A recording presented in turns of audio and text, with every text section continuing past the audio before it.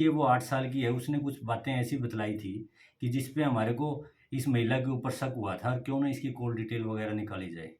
जब हमने ये तहकीकात और तफ्तीश जारी की, तो उसमें हमें काफ़ी ऐसे तथ्य सामने आए, जिसके तहत हमारे को महिला पे और उसके प्रेमी पे काफ़ी ज़्यादा शक था। इसके बाद ही ड्यूरिंग इन्वेस्टिगेशंस हमने इनकी जो बच्ची थी, उसके 164 के मजिस्ट्रेट के सामने भी बयान करवाए थे।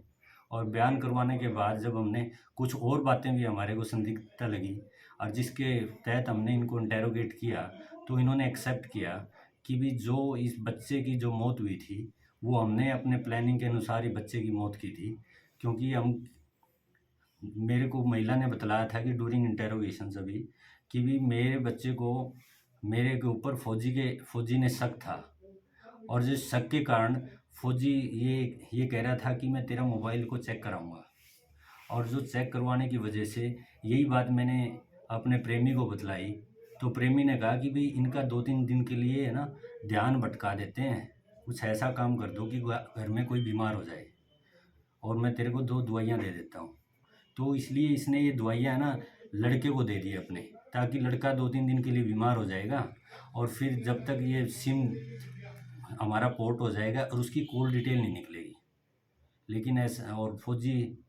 लेकिन ऐसा हुआ नहीं। और जिस दिन उसने वो दवाइयाँ दी लड़के को, और उसने कहा ये सो तो रहा नहीं है, तो उसने कहा कि इसके प्रेमी ने कहा कि इसका मुंह दबा दो, और मुंह दबाने से ना उस लड़के की मौत हो जाती है।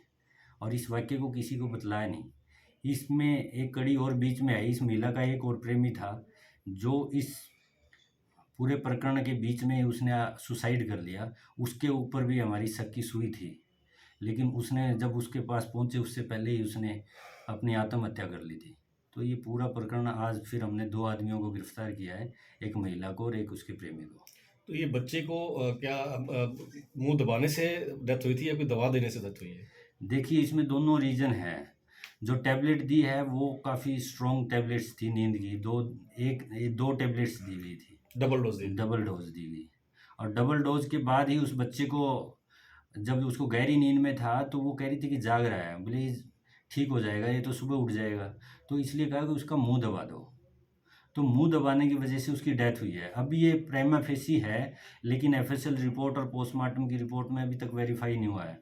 एफएसएल रिपोर्ट मधुबन से आएगी तो उसका पता चल जाएगा कि इसकी डेथ ऑफ रीजन क्या है। उम्र कितनी थी लड़के की? लड़के की उम्र तो सिर्फ 7 साल की थी। ठीक है। तो अब इसको पेश किया